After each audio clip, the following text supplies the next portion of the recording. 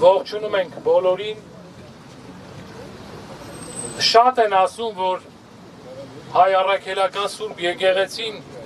զբաղվում է քաղաքականությամբ, ժողովրդին մոլորեցնելով։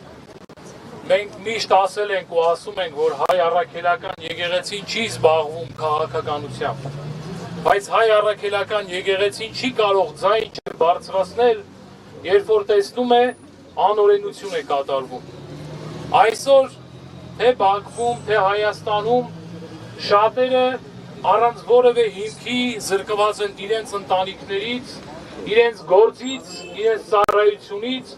եւ որով կարող էին մեզ բոլորիս օգուտ տալ։ Այսօր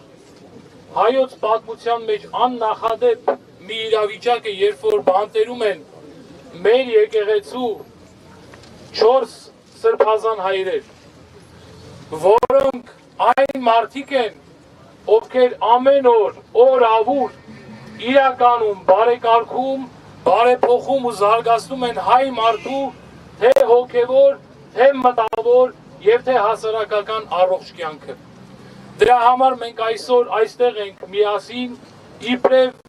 Աստծո զավակներ, իբրև եղբայրներ եւ քույրեր ի Քրիստոս մեր ձայնը բարձրացնելու, որպեսզի մարդիկ տանը լինեն,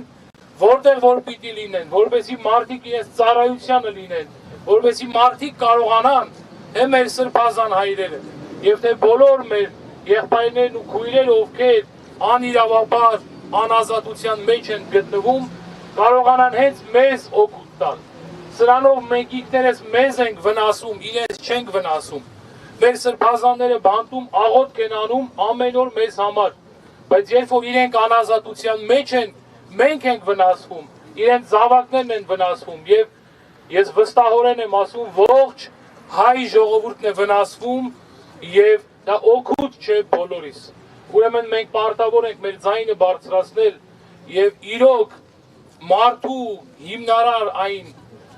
իրավունքը, որ կոչվում է ազատություն, խնդրենք եւ պահանջենք, որպեսզի վերականգնվի։ Շնորհակալություն։